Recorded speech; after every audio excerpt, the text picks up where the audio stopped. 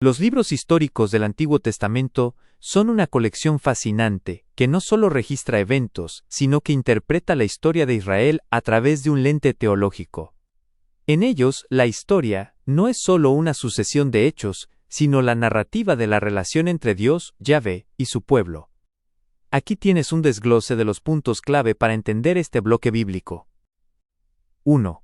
El arco narrativo principal. La historia abarca aproximadamente 800 a 1000 años, divididos en etapas fundamentales.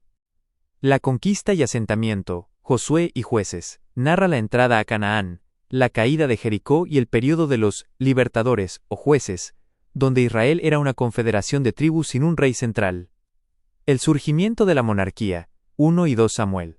La transición hacia un reino unificado bajo Saúl, y posteriormente, el auge con el rey David, quien establece a Jerusalén como capital. Esplendor y división. 1 Reyes. El reinado de Salomón. La construcción del templo y la posterior fractura del reino en dos. Israel, al norte, y Judá, al sur. Decadencia y exilio. 2 Reyes. El declive espiritual y político que termina con la caída de Samaria, 722 a.C., y la destrucción de Jerusalén por los babilonios, 586 a.C. Retorno y reconstrucción. Esdras y Nehemías. El regreso de los judíos del exilio bajo el imperio persa, para reconstruir el templo y las murallas de la ciudad. 2. Clasificación de los libros. Es importante notar que la tradición judía y la cristiana los organizan de forma distinta. Categoría. Libros incluidos. Historia deuteronomista. Josué, Jueces, 1 a 2 Samuel, 1 a 2 Reyes. Enfocados en la fidelidad a la alianza. La obra del cronista. 1 a 2 Crónicas. Esdras, Nehemías. Enfocados en el culto y el linaje de David. Relatos narrativos.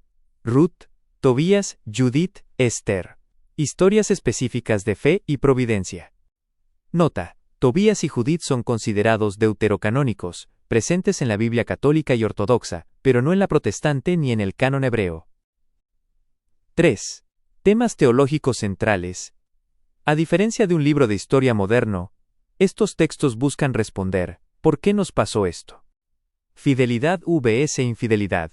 Existe un patrón cíclico, especialmente en Jueces. El pueblo peca, es oprimido, clama a Dios, Dios envía un libertador. La prosperidad suele estar ligada a la obediencia a la ley. La promesa dinástica, la promesa de Dios a David de que su linaje duraría para siempre, es el hilo conductor que mantiene la esperanza incluso en el exilio, origen de la esperanza mesiánica. La centralidad del templo. El templo de Jerusalén actúa como el corazón de la nación. Su edificación es el punto máximo, y su destrucción el punto más bajo. 4. Diferencia entre Reyes y Crónicas. A menudo los lectores notan que estos libros repiten historias. La diferencia es el enfoque. Reyes. Escrito durante el exilio para explicar el fracaso político y moral de la nación. Es más crítico con los reyes. Crónicas. Escrito después del exilio. Omite muchos de los pecados de David y Salomón para enfocarse en la restauración del culto y dar ánimo a un pueblo que está intentando reconstruir su identidad.